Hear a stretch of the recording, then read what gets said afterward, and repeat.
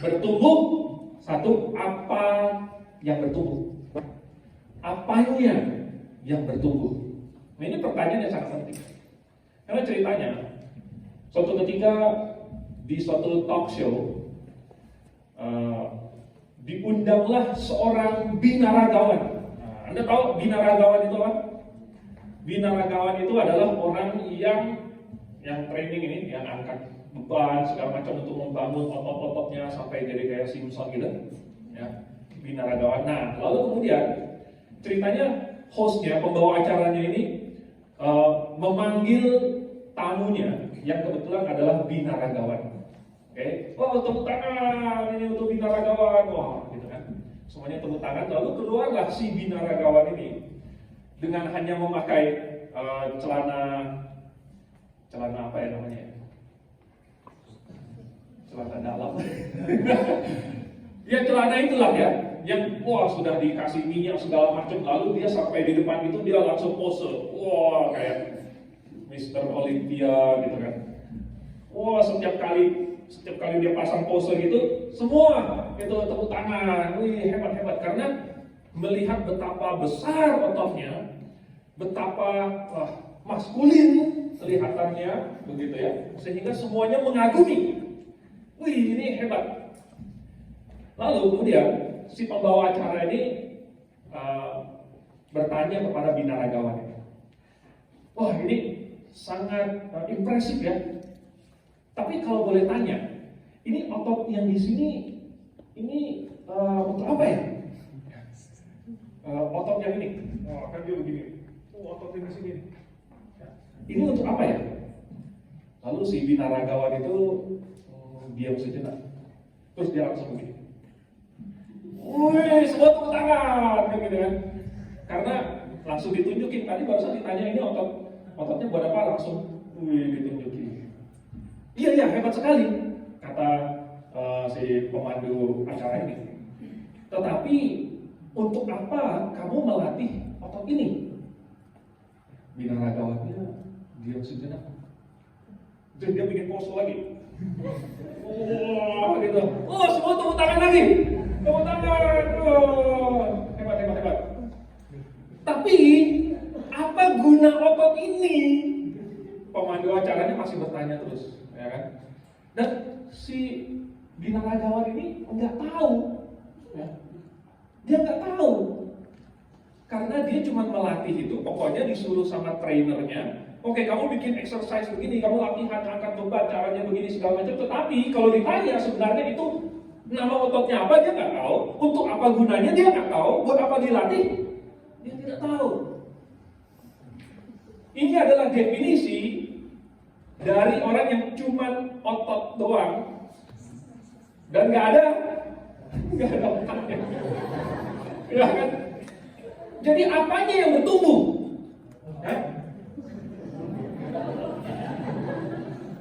Cuma ototnya doang yang bertumbuh, tetapi sayang agak kosong. Ya. Kelihatannya ada sedikit salah prioritas. Nah, jadi sekali lagi pertanyaan yang sangat penting. Kalau mau bertumbuh, sekarang pertanyaannya apanya yang bertumbuh? Ya kan? Kalau misalnya maunya ototnya yang bertumbuh, oke, ya boleh makan yang banyak, ya kan? Terus putih telur, gitu. Apalagi protein. Susu segala macam, kasih semua itu suplemen biar ototnya besar, kan begitu. Tetapi apakah itu yang kita inginkan? Pertumbuhan itu yang kita inginkan. Jadi sebenarnya untuk menjawab pertanyaan ini, apanya yang bertumbuh, kita harus bertanya sebenarnya tujuannya apa? Apa goalnya? Apa tujuan akhir yang mau dituju? Baru kemudian kita bisa tahu sebenarnya yang mau saya tumbuhkan itu apa? Yang mau saya kembangkan apanya? Baru nanti bisa mencapai tujuan. Kalau tujuannya adalah untuk memiliki fisik yang seperti Hercules gitu ya, fisiknya wah ini dikagumi. Tapi berapa banyak di sini wanita-wanita ya, yang mengagumi laki-laki yang ototnya sampai besar-besar gitu? Berapa banyak? Kalau laki-laki saya tanya mungkin ada lebih banyak yang mengagumi. Berapa banyak laki-laki yang mengagumi laki-laki yang kekar? Hah? Jangan malu-malu. Biasanya laki-laki lebih menghargai, lebih kagum kepada laki-laki lain yang kekar. Ya. Justru wanita merasa terlalu, benar nggak? Benar. Jadi laki-laki yang nge-gym gitu, rajin, lalu kemudian jadi kekar gitu, bukan menarik perempuan, malah menarik laki-laki.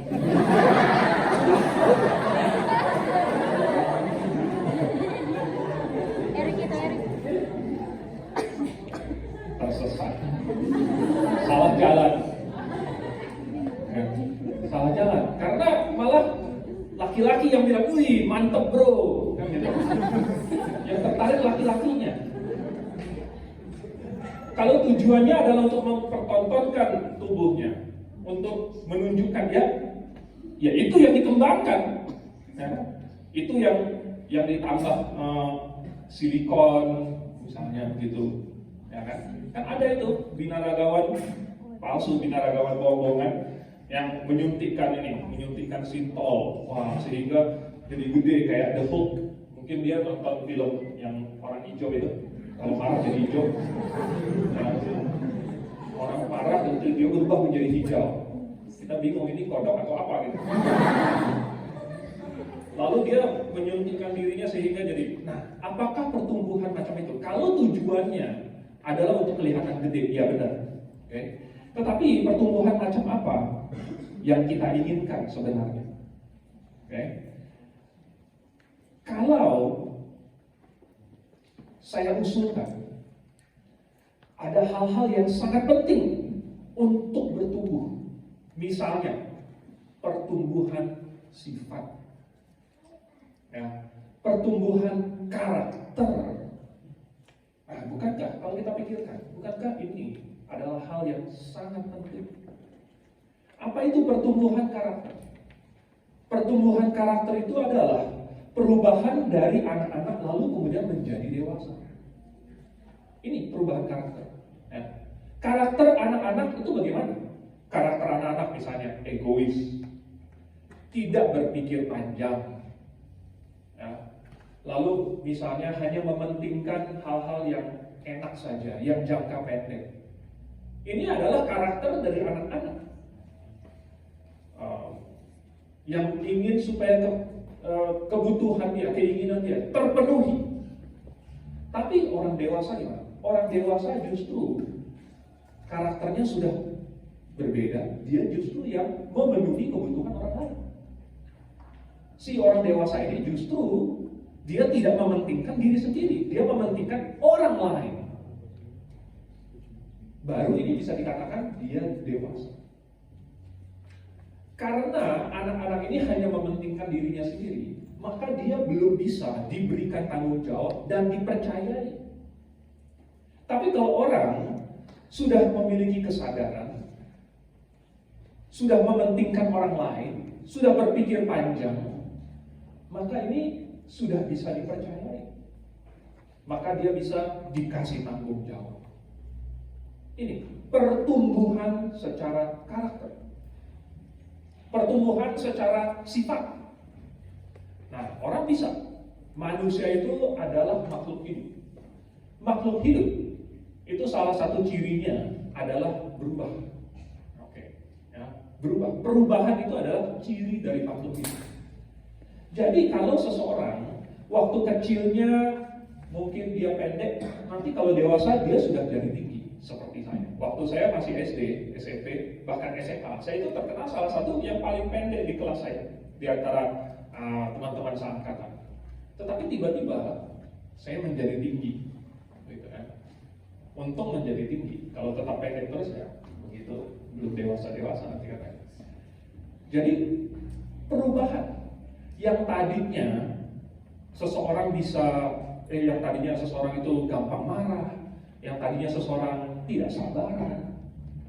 Bisa nggak seseorang mengalami pertumbuhan, perubahan sifat menjadi orang yang sabar, menjadi orang yang bisa mengendalikan emosi? Bisa. Jadi orang bisa mengalami suatu perubahan, pertumbuhan. Lalu apalagi?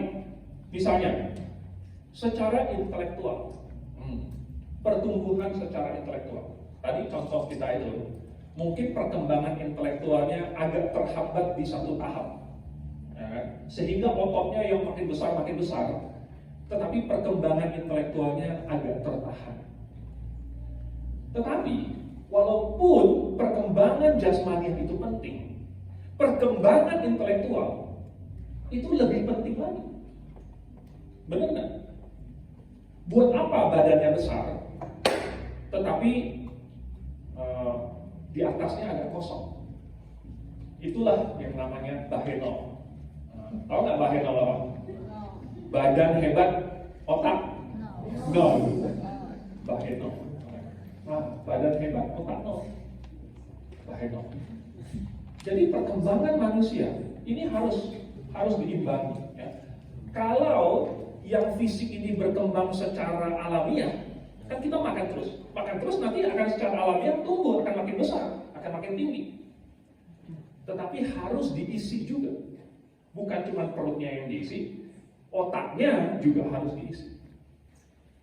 Apa yang kita masukkan ke dalam perut, itu akan menjadi daging kita, ya, akan menjadi tubuh kita. Jadi kalau kita memasukkan hal-hal yang misalnya lemak yang dimasukkan, nanti jadinya apa? Jadinya lemak juga, kan gitu. Ini abaikan dulu, ini bukan dokter yang berbicara. Ya. Jadi kalau makan makanan junk food, nanti badan kita juga akan jadi junk. Ya. Kalau makan makanan yang sehat-sehat, nanti badan kita juga akan sehat. Jadi apa yang kita masukkan ke dalam perut kita, itu akan menyusun tubuh kita menjadi seperti itu. Apa yang kita masukkan ke dalam otak kita, itu yang akan mempengaruhi, akan membentuk pikiran kita. Bagaimana memasukkan barang ke dalam otak kita? Yaitu lewat panca indera kita. Yang paling hebat adalah mata dan telinga kita. Mata kita melihat, mengumpulkan informasi. Apa yang kita lihat, kita serap, kita foto, kita ingat. Apa yang kita dengar, kita masukkan ke dalam hati. 1 kali, mungkin belum. 2 kali, 3 kali, 4 kali. Berkali-kali didengar, itu lama-lama akan diresapi. Itulah sebabnya ada banyak orang bisa dibohongin kalau dikasih dengar hal yang salah terus. Wah, ini namanya dipengaruhi. Ya, ini namanya dipengaruhi. Sehingga orang taunya mau beli aqua. Padahal aqua itu adalah apa? Air kan? Tapi orang nggak bilang air, bilangnya aqua. Karena apa? Saking seringnya nonton iklan aqua. Aqua. Akhirnya selalu dia bilang aqua. Padahal itu sebenarnya air botol, air minum. Ya. Jadi dengan apa yang kita dengar, apa yang kita lihat, itu masuk ke dalam otak kita, itulah isi otak kita. Bayangkan kalau seseorang memasukkan hal-hal, ya, mendengarkan hal-hal yang buruk-buruk, hal-hal yang jorok-jorok. Kalau yang dia lihat adalah hal-hal yang tidak senonoh, dan itu yang menjadi isi dari kepala dia, maka itu terus yang akan dia pikirkan. Diisi dengan apa? Orang yang mengisinya dengan bola. Bola terus. Nanti lama-lama matanya itu bentuknya kayak bola. Makanya namanya bola mata. Diisi dengan apa? Diisi dengan main. Diisi dengan apa? Tidur. Diisi dengan apa? Belajar. Bagus ya. Diisi dengan berkarya. Diisi dengan hal-hal yang apa yang kita mau, itu yang kita isi. Dan kalau kita kembali ke pertanyaan di awal tadi, apa tujuan kita? Maka kita akan tahu kita akan bertumbuh dengan cara bagaimana. Jadi sebenarnya tujuan akhir kita ini apa? Masih ada satu hal lagi yang saya ingin usulkan. Selain pertumbuhan secara jasmani, pertumbuhan karakter, pertumbuhan secara intelektual, satu hal yang tidak kalah penting adalah pertumbuhan secara spiritual. Pertumbuhan secara spiritual, rohaniah, yaitu pertumbuhan iman. Apa yang dimaksud dengan pertumbuhan iman? Pertumbuhan iman itu, ini sebenarnya adalah otot rohani. Kalau jasmani, ototnya kelihatan. Wih, itu bajunya sampai ketat-ketat begitu, nggak muat lagi, kayak The Rock, gitu kan. Orangnya tinggi besar, ototnya besar. Tetapi secara spiritual orang juga memiliki otot rohani. Itu yang dinamakan iman. Apa maksudnya otot rohani atau iman itu? Biasanya kalau di dalam seminar, Pak Suheto selalu menjelaskan iman itu terdiri dari 3 komponen utama, yaitu pengetahuan, perasaan, dan kehendak. Ini adalah iman. Dan iman ini akan nanti mempengaruhi seseorang dengan cara yang luar biasa, sehingga orang tersebut berubah. Tadi siang saya berbicara tentang hidup dan mati. Yang tadinya mati, kalau dia dihidupkan, maka tentu dia akan berubah total. Yang tadinya zombie, lalu tiba-tiba berubah menjadi manusia. Dia akan melakukan hal-hal yang manusia lakukan. Itu, kalau kita translate, itu namanya iman. Imanlah yang telah mengubah dia. Imanlah yang telah mendorong dia untuk melakukan hal-hal yang manusia lakukan. Semua itu harus dilandaskan pada iman. Jadi pertanyaannya, kembali, apa tujuan kita? Kalau kita mau tahu apanya yang mau kita kembangkan, apanya yang mau bertumbuh, apa yang kita tuju. Ada banyak hal-hal di dunia ini yang bisa kita jadikan tujuan. Dan bagus-bagus loh ya. Kalau orang mau punya tujuan, saya mau menjadi seorang dokter yang hebat, saya mau menjadi astronot. Walaupun belum pernah ada orang Indonesia jadi astronot. Saya mau jadi orang Indonesia pertama jadi astronot. Saya mau jadi presiden, tujuan saya adalah jadi menteri, tujuan saya adalah jadi pengacara, tujuan saya adalah punya bisnis, tujuan saya terserah. Ada tujuan-tujuan di dunia ini, dan saya tidak katakan itu buruk. Tetapi yang akan terpenuhi di dunia ini,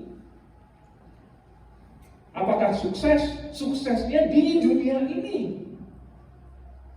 Tetapi lalu ada kategori lain, tujuan yang sifatnya bukan di dunia ini, melainkan di dunia yang akan datang, yaitu yang di surga. Nah, apa bedanya? Kalau yang di bumi ini, maka akan terpenuhi di bumi. Suksesnya sukses di bumi, pemenuhannya, penguasannya semua ada di bumi. Tetapi ketika kita meninggalkan bumi ini, maka semua itu juga akan kita tinggalkan. Kesuksesan yang Anda bangun di bumi ini, yang Anda capai di bumi ini, yang Anda bangun di bumi ini, semuanya akan ditinggalkan. Karena kita sekarang sedang menjalani proses kematian. Timernya sudah berjalan. Tinggal tunggu waktu. Ada yang tinggal beberapa tahun lagi, seperti saya. Mungkin ada yang masih banyak tahun seperti kalian. Tetapi timernya sedang berjalan terus. Apa yang kita jadikan tujuan di bumi?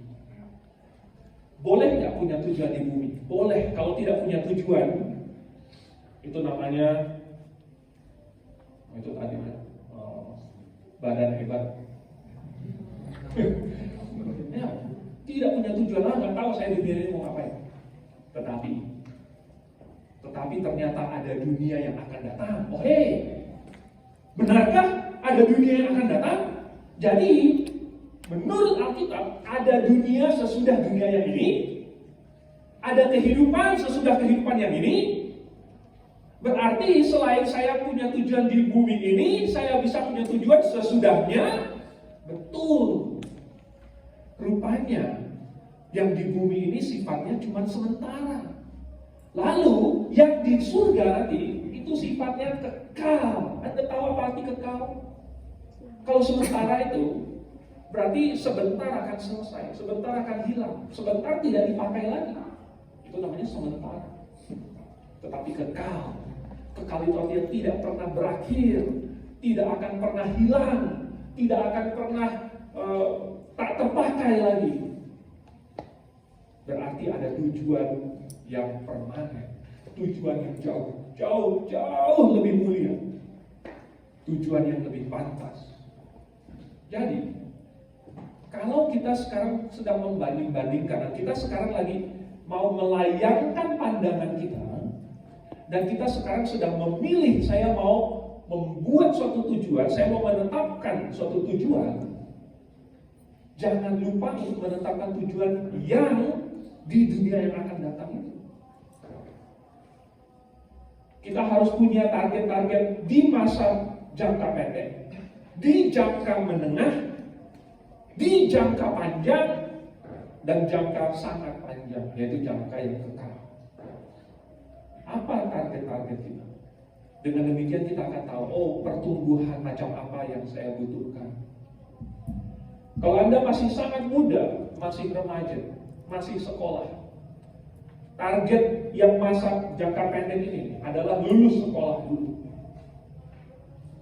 Nanti menengahnya, oh kalau misalnya Anda sudah lulus, mungkin sesudah kuliah dan pokoknya sudah selesai sekolah, Anda akan punya karir, atau Anda akan bekerja, mungkin Anda akan memikirkan pernikahan, mungkin akan memikirkan keluarga, mungkin akan memikirkan tabungan, investasi, dan lain-lain sebagainya. Hal-hal yang masih jauh bertahun-tahun di depan. Tetapi jangan lupa bahwa hal-hal yang di dunia ini cuma di dunia ini saja. Ada hal-hal yang sifatnya rohani. Nah, ini pertanyaan ini penting, ya. Apa yang mau kita bangun? Karena akan menentukan sebenarnya arah apa yang akan saya pilih. Kalau kita bisa sepakat, saya ingin kita sepakat bahwa kita harus punya tujuan yang sifatnya kekal. Benar kan? Suatu tujuan yang sifatnya rohaniah. Kalau dia sifatnya jasmaniah, maka ketika jasmani ini rusak, hilang. Tapi kalau sifatnya rohaniah, ketika yang jasmani rusak, yang rohaniah ini tetap akan berlanjut. Jadi saya mengusulkan supaya kita sepakat bahwa kita mengejar tujuan yang rohaniah. Bisa sepakat? Kalau begitu, pertanyaan nomor 2, ya, pertanyaan nomor 1 tadi apa? Apa yang betul? Nomor 2, pertanyaannya adalah bagaimana membangun? Atau membangun dengan apa? Kalau kita baca yang di Efesus pasal 4 tadi, Paulus bilang bahwa itulah sebabnya Tuhan memberikan kepada jemaat nabi-nabi, rasul-rasul, pengajar-pengajar, gembala. Tujuannya adalah untuk membangun anggota jemaat, supaya anggota jemaat ini dibangun di dalam pengetahuan yang benar tentang Allah, lalu kemudian bisa berkarya di dalamnya, di dalam jemaat itu, dan dengan demikian mencapai pertumbuhan yang sempurna. Nah, berarti di sini ada suatu proses yang namanya pembangunan. Makanya ini tema kita apa? Building lives. Karena hidup ini bukan hanya muncul begitu kan? Tidak. Hidup ini adalah suatu yang harus kita bangun, yang harus kita susun, harus kita usahakan, harus kita kerjakan, harus kita bentuk, harus kita tambahkan satu persatu. Bahkan kadang-kadang ada yang harus dikurangkan daripada supaya dia lebih baik, supaya dia bersih. Membangun kehidupan, membangun iman, membangun pertumbuhan. Nah, membangunnya pakai apa? Saya jadi ingat ada cerita tentang 3 ekor babi kecil. Siapa yang tahu cerita Three Little Things? 3 ekor babi kecil. 3 ekor babi ini, dia sudah beranjak dewasa lalu kemudian meninggalkan rumah orang tua mereka. Babi yang pertama, dia ketemu dengan penjual jerami. Lalu dia bilang, oh boleh nggak kasih saya jerami ini karena saya mau membangun suatu rumah. Dia mau bangun rumah dari jerami. Oke, dikasih. Lalu si babi kecil ini dia bangun rumah dari jerami. Cepat selesainya. Dan dia langsung happy, wah saya sudah punya rumah sekarang dari jerami. Babi yang kedua, dia jalan-jalan lebih jauh dikit, dia ketemu dengan orang yang menjual ranting. Dia bilang sama penjual itu, boleh nggak kasih ranting ini kepada saya mau membangun satu rumah. Lalu dia bangun satu rumah dari ranting. Juga tidak terlalu lama, dan akhirnya jadi dia happy, dia punya rumah dari ranting. Tapi babi yang ketiga, dia bertemu dengan orang yang menjual batu bata. Lalu dia beli batu bata itu, lalu dia bangun rumah dari batu bata. Lama, susah. Tetapi ketika selesai, dia bangga bahwa dia sekarang punya rumah yang terbuat dari batu bata. Ceritanya kalian sudah tahu, lalu datanglah serigala yang jahat itu kan, lalu kemudian meniup itu rumah yang terbuat dari jerami, lalu kemudian itu tertiup angin gitu, dan babi kecil di dalamnya, tergantung ceritanya, ada yang kemakan, ada yang lari ke rumah babi yang kedua. Tetapi rumah babi yang kedua juga ditiup oleh serigala itu, roboh juga, dan babinya ada yang dimakan, ada yang lari ke babi ketiga. Nah, masuk ke babi ketiga itu ditiup-tiup, enggak, roboh-roboh karena terbuat dari batu bata. Oke. Nah, ini cerita anak-anak, tetapi mengingatkan saya kepada, oh, rupanya ada satu pengajaran di sini yang sesuai dengan Alkitab. Nggak tahu apakah pembuat cerita 3 babi ini menyontek dari Alkitab. Ya, karena ada prinsip yang sama, yang mirip sekali di dalam 1 Korintus pasal yang ketiga. 1 Korintus pasal yang ketiga. Nih kita baca ayat yang ke-12-nya. Saya bacakan ya. Ini gelap banget, saya nggak membaca. Ayat yang ke-12. Entahkah orang membangun di atas dasar ini adalah Yesus, dengan emas, perak, batu permata, kayu, rumput kering, atau jerami. Sekali kelak pekerjaan masing-masing orang akan nampak, karena hari Tuhan akan menyatakannya. Sebab ia akan nampak dengan api, dan bagaimana pekerjaan masing-masing orang akan diuji oleh api itu. Jika pekerjaan yang dibangun seseorang tahan uji, ia akan mendapat upah. Jika pekerjaannya terbakar, ia akan menderita kerugian, tetapi ia sendiri akan diselamatkan, tetapi seperti dari dalam api. Kalau kita ganti ya, apinya ini dengan serigala, ya, lalu ujiannya itu sama dengan tiupan si serigala ini, udah mirip dengan cerita 3 babi, udah mirip sekali. Tetapi pengajarannya apa di sini? Yaitu bahwa ternyata membangun dengan apa itu sangat berpengaruh. Ternyata membangun itu tidak boleh sembarangan, melainkan harus dengan satu visi ke masa depan, apa yang dituju. Baru kemudian akan memilih bahan material yang tepat. Begitu. Jadi akan ada ujian. Pasti pekerjaan orang, apa yang kita bangun, kita kan bertumbuh, pasti bertumbuh, minimal badan kita bertumbuh. Pertumbuhan ini nanti akan diuji, karena ini adalah sesuatu yang kita bangun. Dan bangunan itu nanti akan diuji. Kalau dia terbuat dari emas, atau perak, atau permata, maka dia akan tahan uji. sekalipun ujiannya itu adalah api yang menghanguskan jerami, rumput kering, ranting, semuanya akan terbakar. Tapi kalau emas, perak, dan batu permata, dia akan tetap dan malah akan semakin berkilau. Apapun yang kotor yang menempel padanya justru akan terhapus oleh api ujian itu. Ini. Tetapi apakah api ujian itu? Kalau menurut Alkitab, api ujian ini, standar ujian yang Tuhan pakai adalah firman Tuhan. Jadi, waktu Tuhan akan menguji nanti, Tuhan akan pakai firman Tuhan. Kunci jawabannya. Kalau ujian, dulu kalau waktu saya ujian itu masih berbasis komputer, mesti lingkarin, mesti buletin, ngisi buletan-buletan di lembar komputer itu sampai sekarang masih ada nggak?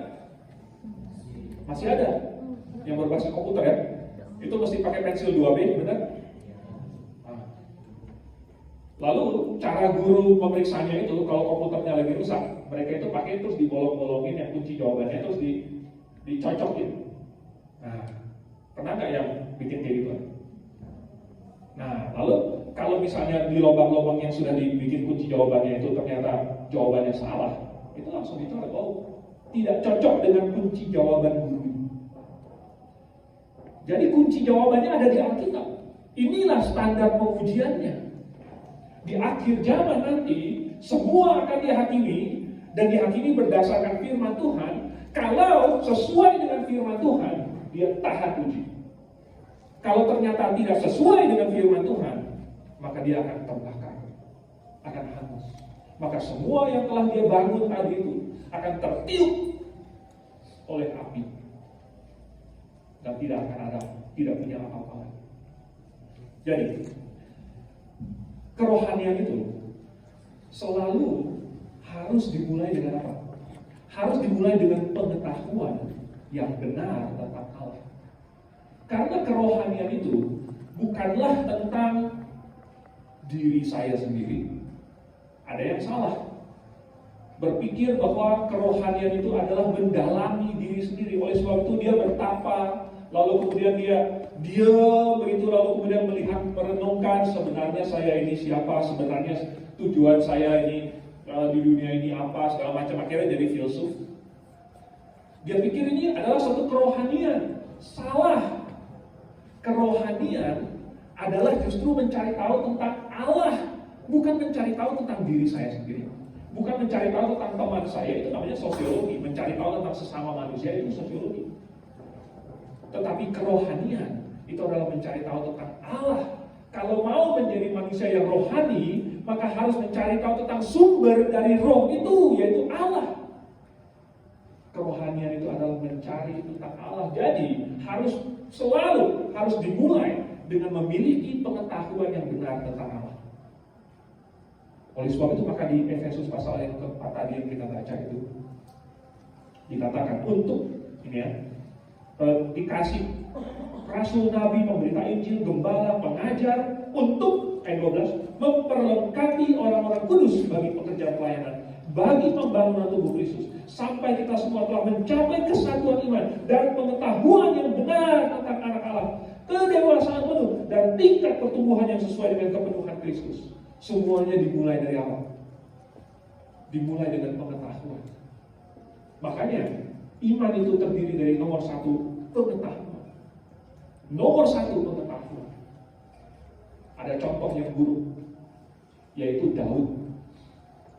Daud mau memindahkan tabut Allah dari rumahnya Obed-Edom ke Yerusalem, tetapi tidak menggunakan cara yang Tuhan sudah kasih. Sebenarnya hukum Taurat sudah tersedia. Sebenarnya Daud bisa kalau dia mau cari tahu, tetapi dia memilih untuk memakai cara yang orang Filistin pakai, yaitu mengangkut tabut itu dengan kereta yang ditarik oleh lembu. Padahal sebenarnya hati Daud itu baik. Motivasinya dia mau membawa tabut Tuhan ke Yerusalem lebih dekat dengan dirinya. Oh, motivasinya baik sekali. Tetapi dia tidak melakukan apa yang benar. Mungkin dia lupa. Mungkin dia tidak tahu. Atau bagaimana? Yang jelas, dia sudah mencoba untuk melakukan sesuatu tanpa pengetahuan yang benar. Hasilnya tragis sekali. Bukan saja Tuhan murka, tetapi akhirnya satu orang mati, yaitu Uza, gara-gara kesalahannya Daud.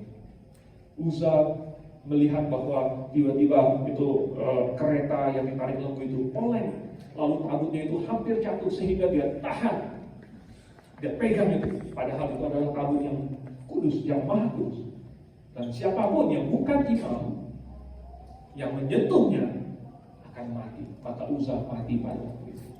Jadi ini contoh bahwa segala sesuatu dilaksanakan harus sesuai dengan firman Tuhan. Tuhan sudah kasih peraturan, membawanya itu bukan pakai lembu, bukan pakai kereta, tetapi pakai orang Lewi. Harus dilandaskan pada pengetahuan. Baru Daud menyadari, saya salah, saya telah keliru, saya telah melanggar perintah Tuhan. Itulah sebabnya. Maka baru sesudah dia melakukan yang benar, dia pakai orang Lewi segala macam. Tuhan memberkati perjalanan. Segala sesuatu harus dimulai, harus dilandaskan kepada pengertian yang benar. Lalu sesudah memiliki pengertian yang benar, maka tadi kan apa? 3 itu. Nomor 1 pengetahuan, lalu yang kedua dan ketiga adalah perasaan dan kehendak. Perasaan dan kehendak ini bagaimana? Yaitu melakukan kehendak Allah. Sesudah seseorang memiliki pengetahuan yang benar, pengetahuan itu memberikan dia suatu guideline, kalau gitu apa yang harus saya lakukan.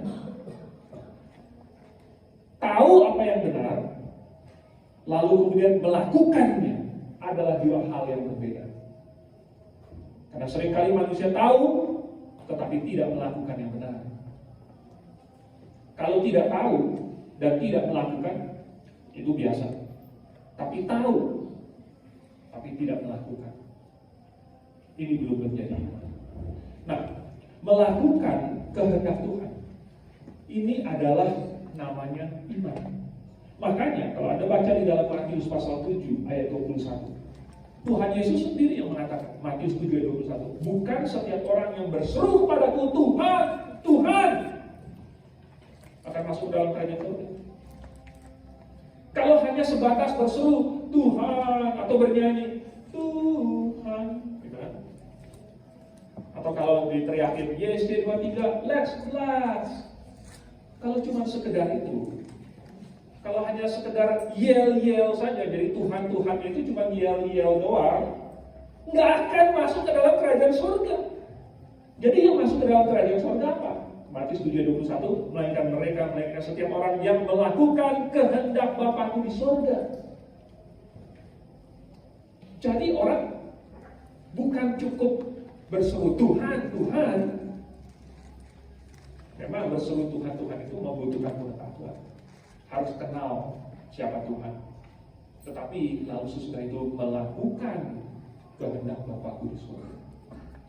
Di Matius pasal yang ke-12 ayat yang ke-46 sampai 50. Itu Tuhan Yesus sedang mengajar, lalu kemudian ibunya dan saudara-saudaranya mau bertemu dengan dia. Tetapi ramai sekali sehingga sulit. Jadi orang-orang bilang, itu ibumu dan saudara-saudaramu mencari engkau. Saking ramainya. Tetapi Tuhan Yesus malah menjawab, siapakah ibuku dan siapakah saudara-saudaraku? Dia lihat sekelilingnya, lihat. Dia tunjuk kepada murid-muridnya. Inilah ibuku, inilah saudara-saudaraku. Yaitu mereka yang melakukan kehendak Bapakku. Itulah ibuku, itulah saudara-saudaraku. Maksudnya Tuhan apa? Maksudnya Tuhan, inilah definisi dari orang beriman.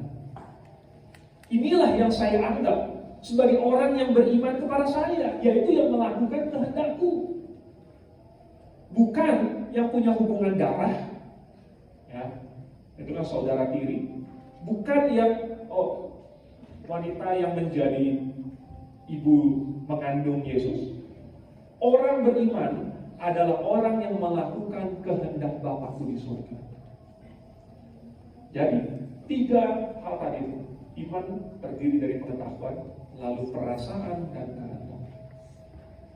Sesudah mengetahui yang benar, melakukan apa yang dia ketahui. Dengan melakukan apa yang benar itu, itulah namanya melatih otot-otot rohani. Melatih otot rohani. Karena apa yang kita lakukan terus-menerus, kita akan menjadi kuat dalam hal itu. Kalau otot bisepsnya yang dilatih terus, otot bisepsnya yang akan kuat. Kalau dia pusat terus, maka otot-otot pektoralisnya yang akan kuat, trisepsnya akan besar. Dalam hal-hal rohani, hal yang sama berlaku. Apa yang kita ulang terus-menerus, yang kita lakukan berulang-ulang kali, itulah pertumbuhan kita di sana. Kita rajin datang ke gereja, maka itu akan membentuk menjadi kebiasaan, menjadi karakter orang yang rajin datang ke gereja. Hari Minggu pagi sudah kebiasaan, saya bangun pagi, saya mengutamakan hal-hal yang sifatnya membuat saya akan datang ke gereja dengan tepat waktu. Saya akan ikut bernyanyi. Setiap kali ada kebaktian, setiap kali ada acara YSC, saya ikut bernyanyi. Dan itu dilakukan terus-menerus, akhirnya membentuk menjadi kebiasaan, menjadi karakter orang yang suka bernyanyi, orang yang pandai bernyanyi. Bersaksi kepada teman,